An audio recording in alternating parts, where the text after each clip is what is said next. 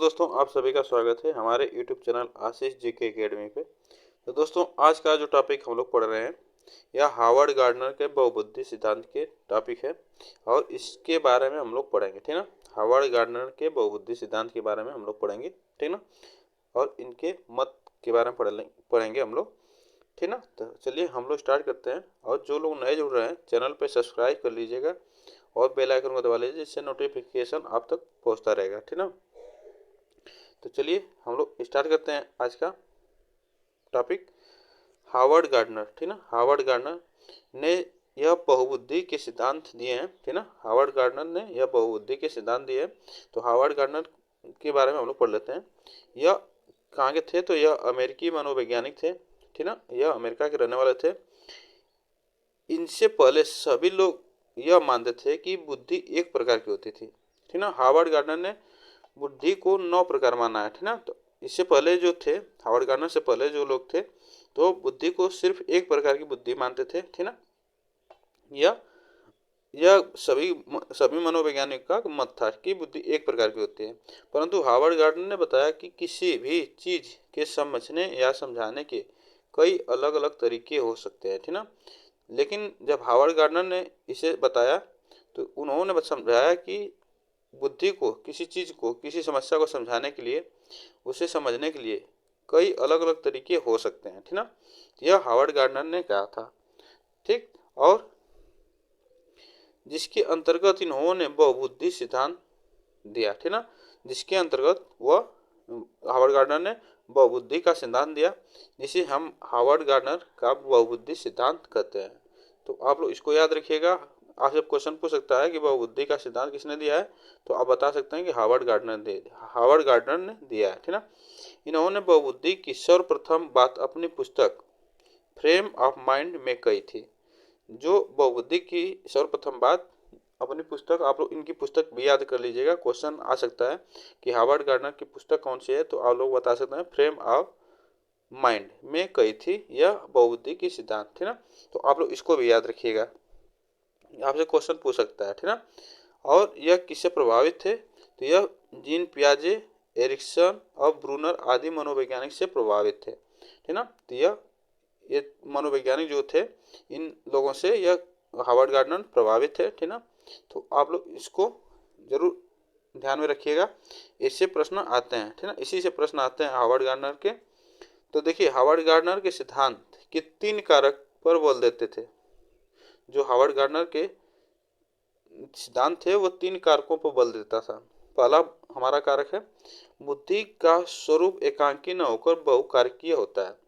जो कि बुद्धि का सिद्धांत स्वरूप हार्वर्ड गार्डनर ने बताया था, बुद्धि एकांकी न होकर, मतलब एक तरह के न होगा, बुद्धि कई प्रकार की हो सकती है, ठीक ना।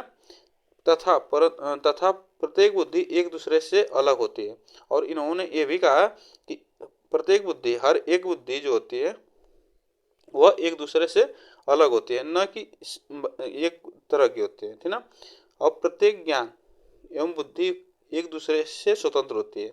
और जो प्रत्येक ज्ञान था और बुद्धि एक दूसरे से कैसी होती है? स्वतंत्र होती है ना। तो यह इनका मानना था, यह इनके कारक हैं, आप लोग इसको याद रखिएगा। और इससे क्वेश्चन आ चुके हैं, तो आप लोग इसको इम्पोर्टेंट क्वेश्चन लिख लीजिएगा। इससे क्वेश्चन आ चुके हैं आप एग्जाम में, तो आप लोग ध्यान दीजिएगा, ठीक ना। बुद्धि के विभिन्न प्रकार, सेकंड जो कारक था हमारा, बुद्धि के विभिन्न कारक एक दूसरे के साथ अंतर क्रिया करके प्रवृत्ति पाई जाती है, ठीक ना, प्रवृत्ति पाई जाती है। जो बुद्धि के विभिन्न प्रकार के बुद्धि के विभिन्न प्रकार के जो एक दूसरे के साथ अंतर क्रिया करते थे बुद्धि, तो वह कैसे सीखते थे? एक दूसरे के साथ अंतर क्रिया करके बुद्धि की प्रवृत्ति पाई जाती थी। जो बुद्धि थी उसमें क्या था कि बुद्धि के साथ विभिन्न प्रकार से एक दूसरे के साथ सीखते थे, न कि एक प्रकार की बुद्धि थी। अलग अलग बुद्धि के साथ अंतर क्रिया करके प्रवृत्ति उसमें कराई जाती थी और उसमें बुद्धि का प्रकार एक दूसरे के साथ अलग था, ठीक ना। तो आप इसको याद रखिएगा। और तीसरा हमारा कारक था, प्रत्येक बुद्धि में विलक्षण योग्यता होती है। जो एक जो प्रत्येक बुद्धि होती है व्यक्ति में, हर एक बुद्धि में विलक्षण योग्यता होती है, ठीक ना। मतलब हर एक बुद्धि में अलग तरह की बुद्धि होती है, इसमें विलक्षण योग्यता पाई जाती है। तो आप लोग इसको याद रखिएगा, यह क्वेश्चन आ चुका है एग्जाम में, ठीक ना। विलक्षण योग्यता आपसे पूछ सकता है कि किस कारक किस मनोवैज्ञानिक का है, तो आप लोग बता सकते हैं, ठीक ना। चलिए आगे चलते हैं। यह 3 कारक थे और गार्डनर ने बहुबुद्धि को 9 प्रकार की बुद्धि बताया है, ठीक ना। हावर्ड गार्डनर ने 9 प्रकार की बुद्धि बताई है। कहीं कहीं आपको 7 मिलती है, कहीं कहीं 10 मिलती है, कहीं कहीं 9 मिलती है, ठीक ना। तो सबसे उसमें जब हावर्ड गार्डनर ने पहले 7 प्रकार की बुद्धि बताई थी, लेकिन बाद में इन्होंने 2 बुद्धि को और जोड़ा था तो 9 बुद्धि हो गई थी, ठीक ना। तो आप लोग इसको याद रखिएगा, 9 प्रकार की बुद्धि बताई है हावर्ड गार्डनर ने। हमारी इसमें पहली बुद्धि हम लोग को जानते हैं कौन कौन बुद्धि है, ठीक ना। तो इसमें देखिए भाषाई बुद्धि जो होती है, यह भाषा प्रयोग में सबसे ज़्यादा निपुण व्यक्ति, जैसे इसमें जो व्यक्ति होता है जो भाषा बोलने में चालने में क्या होता है, निपुण होता है, जैसे कवि होता है, राजनेता होता है, संत होता है, यह जो भाषाई बुद्धि होती है इन लोगों में पाई जाती है, ठीक ना।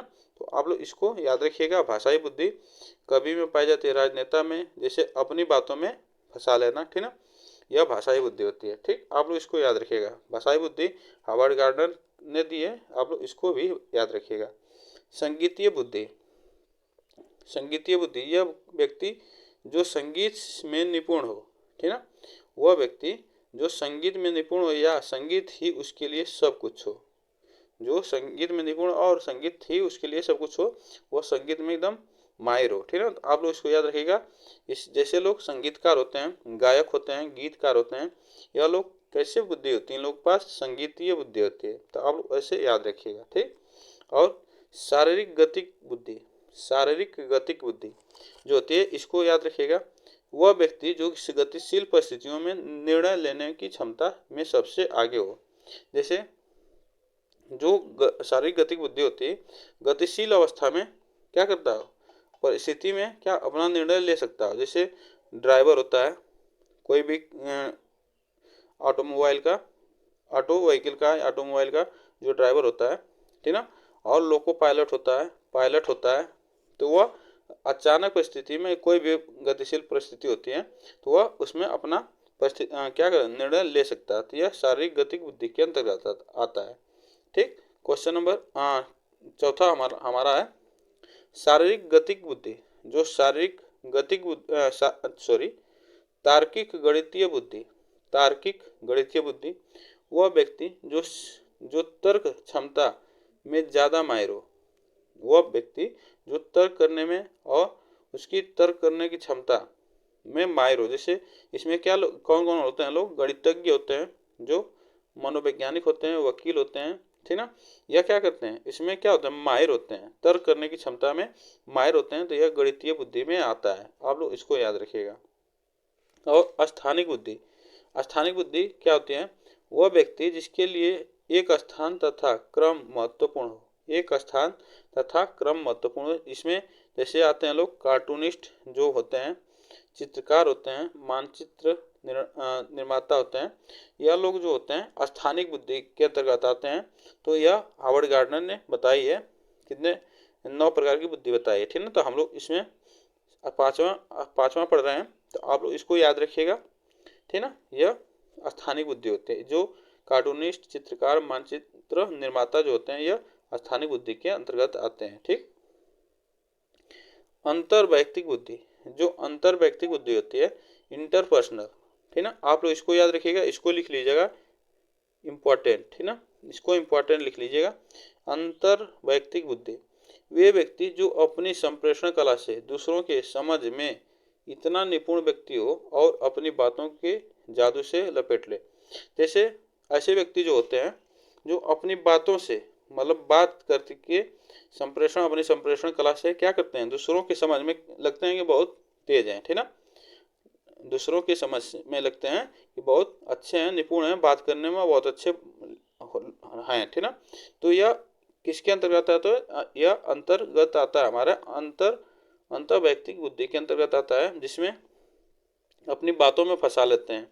जैसे बीमा एजेंट होते हैं, आपको बातों में फंसाएंगे तो अभी तो उनका एजेंट मतलब उसका बीमा होगा, ठीक। बिजनेसमैन होते हैं, सेल्समैन होते हैं, यह लोग जो होते हैं या अंतर व्यक्तिक बुद्धि के अंतर्गत आते हैं। ठीक ना,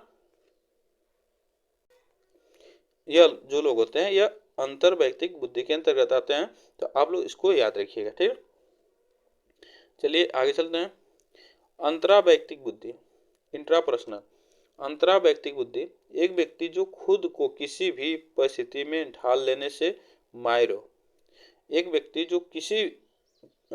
जो खुद को किसी भी परिस्थिति में ढाल लेने में माहिर हो, जैसे शिक्षक होता है, अभिभावक होता है, और ऐसे बहुत से लोग होते हैं जो अपनी परिस्थिति के अनुसार ढाल लेते हैं अपने को। तो यह किसके अंतर्गत आते हैं? तो यह अंतरा व्यक्तिक बुद्धि के अंतर्गत आते हैं। ठीक है, तो आप लोग इसको याद रखिएगा। और प्राकृतिक बुद्धि क्या होती है? वह व्यक्ति जिसे पेड़ पौधे, जीव जंतु, खनिज, जलवायु आदि से सबसे ज़्यादा रुचि हो। ठीक है, तो जो सबसे ज़्यादा रुचि हो, तो इसमें कौन कौन लोग आते हैं? तो जैसे पर्यावरणविद आते हैं, वनस्पति शास्त्री आते हैं। यह लोग जो होते हैं जो पर्यावरण से प्रेम करते हैं। ठीक है ना, जो पर्यावरण से प्रेम करते हैं वह प्राकृतिक बुद्धि के अंतर्गत आते हैं। तो यह आप लोग याद रखिएगा। ठीक ना, और अस्तित्ववादी बुद्धि, अस्तित्ववादी बुद्धि ऐसे व्यक्ति जो प्रकृति के रहस्यों, उत्पत्ति, वैज्ञानिक नियमों, धार्मिक धारणाओं आदि के बारे में सोचता है। जैसे अस्तित्ववादी मतलब आप लोग ऐसे कर सकते हैं कि अस्तित्व मतलब उसका उत्पत्ति कैसे हुई, उसका रहस्य क्या है। यह लोग जो आते हैं क्या है, नियम कैसे बने, यह सब क्या है, अस्तित्ववादी बुद्धि के अंतर्गत आते हैं। तो आप लोग इसको याद रखिएगा। ठीक ना, यह इसमें जो लोग आते हैं, साधु संत आते हैं, वैज्ञानिक आते हैं, पुरातत्वविद आते हैं। तो यह लोग आते हैं अस्तित्ववादी बुद्धि के अंतर्गत आते हैं। ठीक ना, तो आप लोग इसको याद रखिएगा। ठीक ना, यह आपसे क्वेश्चन पूछ सकता है, हार्वर्ड गार्डनर ने कितने प्रकार की बुद्धि बताई है? तो आप लोग बताइएगा 9 प्रकार की। ठीक ना, अगर 7 प्रकार की अगर बुद्धि दी है, उसमें ऑप्शन में 9 प्रकार की दी है, 10 प्रकार की दी है, 11 प्रकार की दी है, तो उसमें आप लोग कितने लगाएंगे? 9 प्रकार की बुद्धि लगाएंगे। ठीक ना, 9 प्रकार की बुद्धि बताई है हार्वर्ड गार्डनर ने। तो इसमें जो हम लोग का आज के लिए बस इतना ही है। यह जो हार्वर्ड गार्डनर का टॉपिक हम लोग पढ़ चुके। ठीक ना, यह इनका बहुत अच्छा इससे प्रश्न आते हैं बहुबुद्धि सिद्धांत से। तो आप लोग इसको याद रखिएगा। ठीक ना, इसमें से जो 9 बुद्धि है, इसमें से क्वेश्चन आते हैं, जिसमें इसमें से पूछेगा कौन सा नहीं है। ठीक ना, कौन सा नहीं है, तो आप लोग इसको याद रखिएगा। तो आज के लिए बस इतना ही, फिर मिलते हैं नेक्स्ट वीडियो में। तब तक के लिए थैंक यू सो मच।